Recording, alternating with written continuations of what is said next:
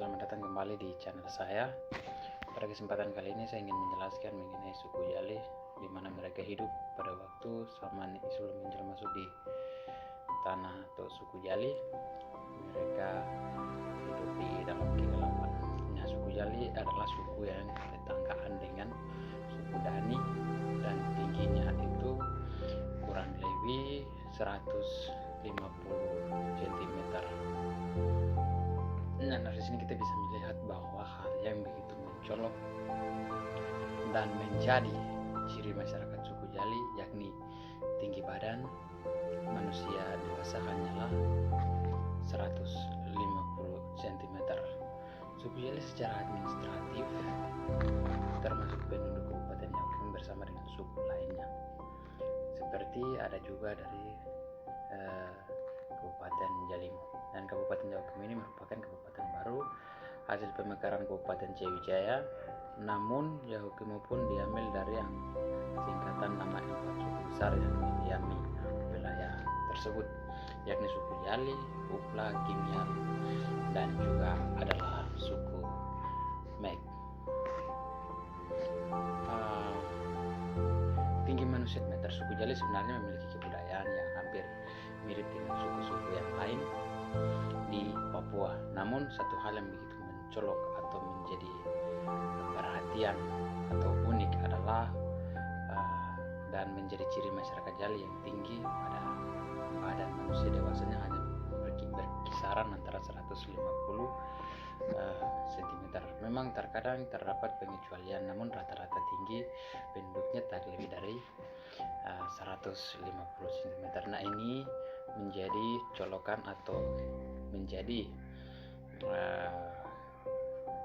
pemikiran manusia bahwa ketika ketemu dengan orang yang ciri-cirinya seperti kurang lebih badannya 150 cm, nah ini bisa dianggapkan bahwa itu adalah orang Jali. Yang kita bisa lihat di sini menyukai perhiasan, memiliki pengetahuan media sosial. Perhiasan Papua berbuat dari burung karang, dan kita bisa dilihat yang bagian bawahnya bukan fotonya kita ini adalah foto dari teman-teman atau budaya lain yang sepertinya suku Jali hanya memiliki penjelasannya, yaitu bahwa perhiasan Papua terbuat dari bulu burung, kerang, dan juga taring babi.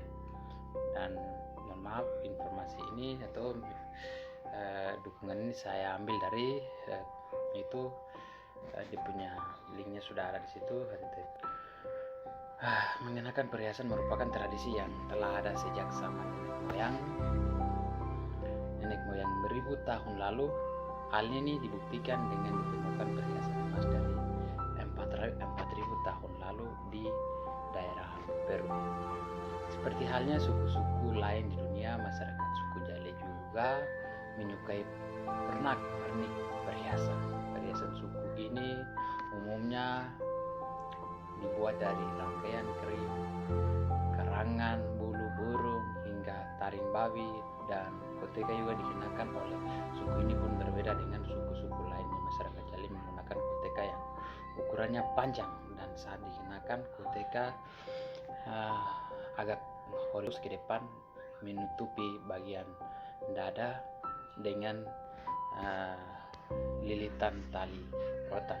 Nah, ini adalah menjadi perhatian atau menjadi pelajaran bagi kita bagaimana cara memakai atau bagaimana cara memakai koteka oleh orang Jali, yaitu orang Jali mereka memakai koteka yang panjang yang berbeda dengan teman-teman suku yang lainnya,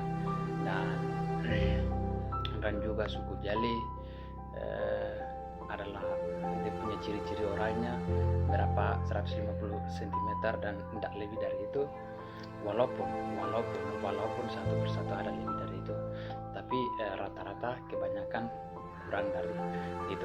Suku Jali juga menerapkan pengetahuan medis dalam kehidupan sehari-hari. Mereka suku Jali adalah suku yang mendiami lembah Baliem yang umumnya menggunakan obat-obatan tradisional untuk menyembuhkan suatu penyakit. Masyarakat Jali biasanya menggunakan dedaunan tradisional untuk mengatasi penyakit, misalnya daun bernama yabi yang artinya bahwa daun gatal yang digunakan untuk mengatasi sakit badan. Bukan hanya sakit badan, sakit apa saja. Orang Jali ini menggunakan yabi atau daun gatal untuk bisa digosok-gosok di badan-badan, di kepala, di kaki, dan di tangan, dan lain sebagainya untuk bisa menyembuhkan penyakit itu. Jadi obat yang biasa mereka gunakan adalah yabi atau bisa dibilang daun gatal.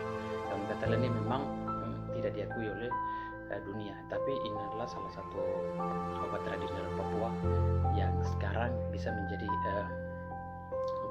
pembincangan, pernah menjadi pembincangan di daerah-daerah Papua, maupun juga mereka melaporkan untuk ke Indonesia dan bisa menjadikan obat tradisional Papua menjadi obat nasional. Tapi yang jelas obat tradisional Papua ini terdapat di suku Jali juga begitu. Nah, ini adalah bahasa beragam atau bahasa yang mereka gunakan.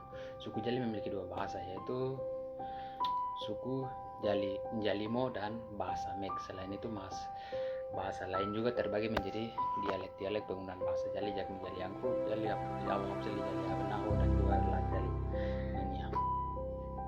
Bahasanya hanya sama, hanya saja dia punya logat-logat atau dia punya versi sedikit agak berbeda, tapi semua yang mereka gunakan adalah bahasa Jali. Orang Jali pada dasarnya multilingual, di mana mereka dapat menggunakan beberapa bahasa sekaligus, misalnya bahasa Jali Mek, Dani, dan Lani. Selain itu juga mereka mampu menggunakan bahasa Indonesia dengan baik. Nah, ini sangat penting dan kita bisa mengetahui bahwa orang Jali mereka bisa menggunakan banyak bahasa seperti bahasa-bahasa yang ada di sekitar mereka atau tetangga suku, seperti suku Dani, suku Lani, mereka bisa menggunakannya dengan baik. Begitupun juga bahasa Indonesia, orang Jali ini menggunakan bahasa Indonesia dengan cukup baik, bisa dibilang cukup baik. Nah, ini kelebihan yang dimiliki oleh orang Jali. Mahir pernikahan berupa babi. Sama halnya suku-suku lain di Indonesia, orang Jali pun memiliki adat istiadat dan tradisi yang unik. Dalam adat pernikahan, masyarakat Jali menggunakan babi atau uam sebagai mahar. Jika mahar yang diberikan dinilai terlalu kecil, mempelai pria merasa harga dirinya rendah dan malu. Untuk itu biasanya orang tua wanita memberi waktu 1 tahun atau lebih menyesuaikan mahir. Namun budaya ini juga berangsur-angsur terkarus akibat perubahan zaman. Nah, ini adalah salah satu di mana mencolokkan dunia yang pernah dinilai bukan hanya di suku Jali, tapi suku-suku yang lain yang ada di Papua, seperti pegunungan, suku-suku yang ada di pegunungan di Papua. Pernah mereka jika mempelai pria, mereka untuk membayar mas kawin harus dengan babi, dan babi tersebut jika kecil untuk mempelai wanita, maka para bagian wanita, ibu-ibu mereka atau dari keluarga wanita, mereka memberikan kesempatan untuk bisa membesarkan babi tersebut, atau bisa membesarkan babi tersebut untuk bisa dibayarkan di tahun-tahun yang bisa mendatang. Jadi babi sangat penting dan bisa digunakan untuk acara-acara seperti acara-acara pernikahan, acara-acara seperti acara peresmian rumah, gedung, peresmian apa saja, atau mereka gunakan seperti lain sebagainya. Banyak sekali dia punya penggunaan untuk babi ini. Dan juga kepercayaan suku Jali ini juga kepercayaan juga adalah menjadi perbincangan antara suku Jali dengan suku-suku yang lainnya. Suku Jali masih meyakini kepercayaan animisme dan dinamisme. Penduduk suku Jali sendiri mempercayai dan menyembah ular. Pada upacara-upacara tradisional, masyarakat Jali melakukan persembahan dengan memotong uang, babi, dan darahnya diletakkan di daun keladi. Daging babi tersebut kemudian dimasukkan ke bau untuk diberikan kepada ular. Ini adalah salah satu hal yang mereka lakukan pada masa-masa yang dulu. Tapi ini saya yakin sekali sementara masih dipegang oleh suku-suku seperti suku Jali, tapi suku-suku seperti suku saya tidak bisa sebutkan di sini, tapi selain dari yaitu suku Jali ini yaitu ada suku-suku yang lain masih memegang hal ini. Tapi puji Tuhan masih sementara ini, khusus saya punya distrik Ninia masih suku Jali, distrik Ninia sudah diperdamaikan oleh Injil. Bukan hanya diberikan kepada ular, ada banyak kepercayaan mereka percaya, bukan hanya ular, banyak sekali kepercayaan yang mereka percaya, dan itu memang benar, nyata, dan mereka merasa bahwa hal itu memang mereka merasa itu benar-benar terjadi, sehingga mereka tak pernah menghindar, tapi mereka tetap percaya akan hal itu. Tapi puji Tuhan, untuk sementara Tuhan buka jalan untuk misionari masuk, dan sehingga telah membubarkan hal-hal seperti itu dan bisa kembali kepada Kristus. Terima kasih. Namun yang suku-suku yang lain masih berpegang hal ini, dan menjadi perbincangan bahwa hal ini di suku Jalin ini sendiri adalah merasa bahwa hal ini hanya mitos ketika dicerita saat ini, tapi yang sebenarnya terjadi, benar-benar terjadi hal itu. Dan kami yang masih yang baru sekarang ini dilahirkan pada tahun 1999 sampai dengan saat ini 2021, merasa bahwa hal itu hanyalah mitos atau hal yang tak pernah terjadi diceritakan oleh orang tua. Namun ya itulah yang terjadi pada masa dulu. Tapi Tuhan baik sehingga bisa menjadi sekarang bisa dikembalikan situasi yang sebenarnya ada. Terlepas dari kepercayaan tersebut, juga ada juga sebagai masyarakat yang lain masih mempercayai Tuhan tanah, masih juga menganggap kerabat benda-benda alam seperti gunung. Meski demikian, ada juga masyarakat Jalai yang memeluk agama yakni Kristen Protestan. Ada banyak sekali yang mempercayai hal-hal ini, seperti Tuhan tanah, dan juga ada percaya kepada kelelawar, ada percaya kepada ular, ada percaya kepada batu dan lain sebagainya. Tapi ada suku Jalai Selatan, mereka percaya bahwa Yesus adalah Tuhan Juru Selamat, dan mereka sangat berpegang dengan agama Kristen Protestan, dan mereka melakukan hal penting. Saya yakin suku-suku Jalai yang lainnya masih berpegang dengan hal-hal yang saya sebutkan tadi, tapi terima kasih untuk saat ini suku Jalai ini sendiri adalah sudah terlepas dari semua itu.